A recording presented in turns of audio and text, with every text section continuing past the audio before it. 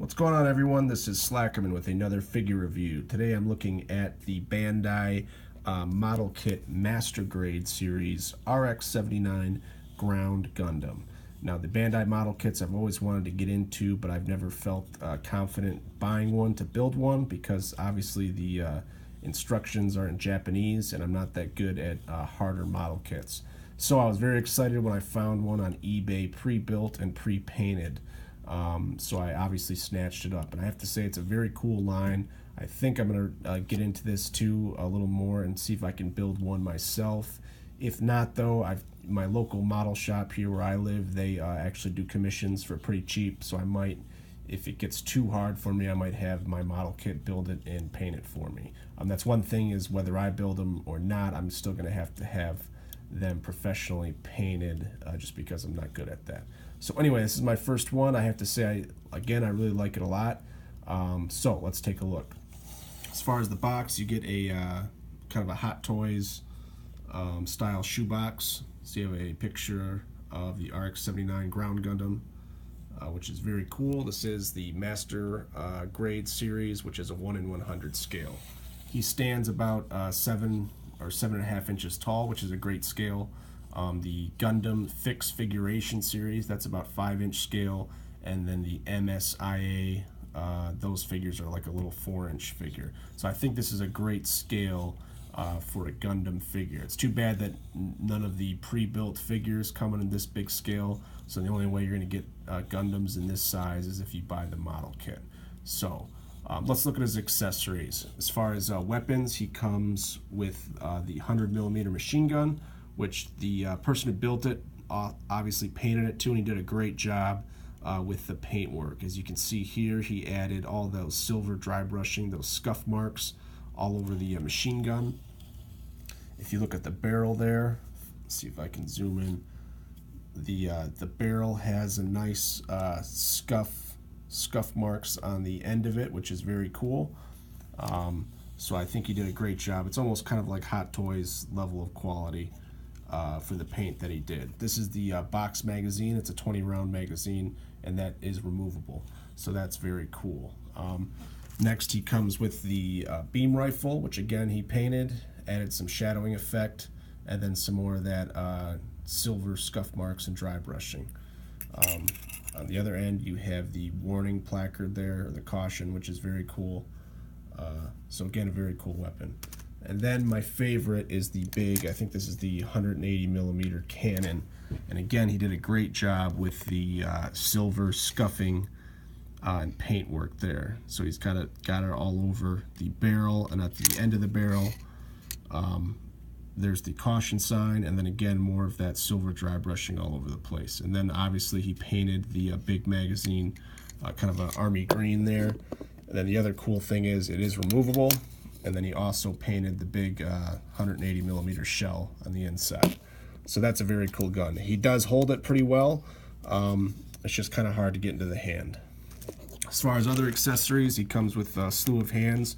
The only negative is the hands, the trigger hands, or the gun holding hands, they're adjustable or articulated, so it's kind of hard to get a good grip on the guns. Obviously you can hold it, you just have to kind of play with it for a while to get a decent hold.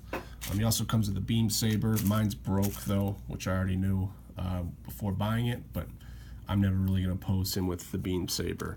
Another accessory would be the shield, which again he added some little bit of paint work and some scuff marks on there, and we have the big 08 placard there. Then the backpack is also an accessory, so he added the Earth Space Defense Force logo there, and then another caution logo, which is very cool. So let's take a look at the figure itself. Let me just get his arms kind of posed down here. Obviously, if you were to buy one, it just comes in the base colors, or the molded plastic colors, so you'll have to paint it yourself. So I think the person who built this for me did a great job. Taking a look at the head, so obviously you have stickers that go into the eyes there to give it the green, and then that top part, he had a little bit of shadowing effect, some scuff marks, and then you have the caution signs up there, which is very cool. The torso is very cool too, so you see the RX-79G for ground Gundam.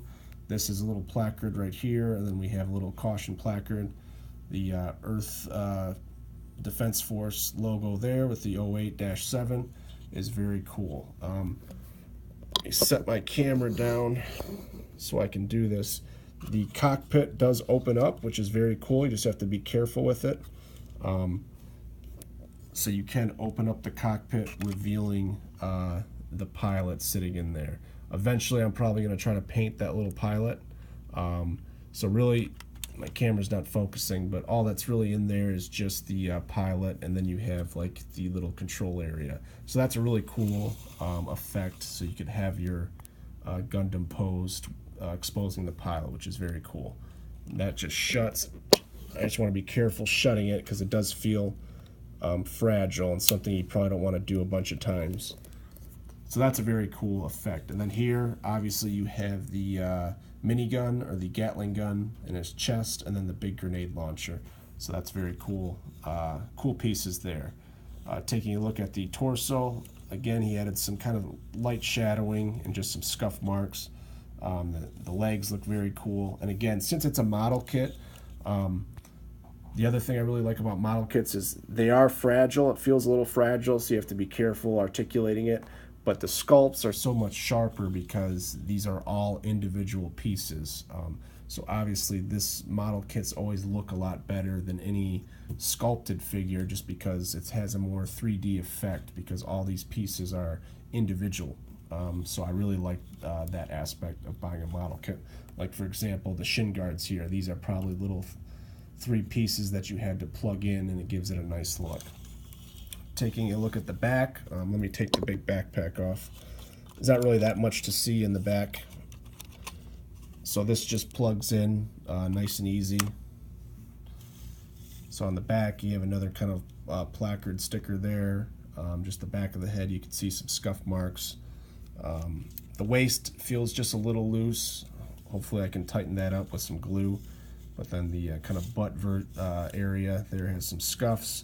And then we have placards kind of all over the legs there, which is some caution signs, which is very cool. I believe that's where this would pop out and the beam sabers are held. So overall, I think this is a great model kit. I'm probably going to try to buy more. I'll at least see if I can build one myself. If I can, then I'll have somebody paint it for me. If not, then I'll probably get one built for me. But definitely very cool and worth getting, especially the scale. This is the only way you can get a Gundam in a 7.5-inch scale. Don't think I've seen any figures that big. And again, they are highly articulated, so you can get them in lots of cool poses. You can have them kneeling, kneeling with the big cannon. Actually, this adapter piece is for the shield, so you can put the shield into the ground and have it there supporting it. So there's lots of cool poses. I'm not going to run through all the articulation because, again, it is a model kit, and I want to be kind of delicate with it. I'll just go through a little bit real quick. Obviously, you can bend the elbows pretty far. It's almost double jointed, so that's nice. Just everything you have to be careful with. You can move the arm up, back down. He does have a bicep swivel. The knees do bend. He has some head articulation. The waist moves side to side and right to left there. So it does have, the same articulation you would get in a figure. You just have to be a little more gentle with it. So definitely worth having, and I really like all the detail, especially on the weapons, all the dry brushing that the guy who built this added, especially the big gun. I think he did a great job, and this reminds me of a Hot Toy level paint job there.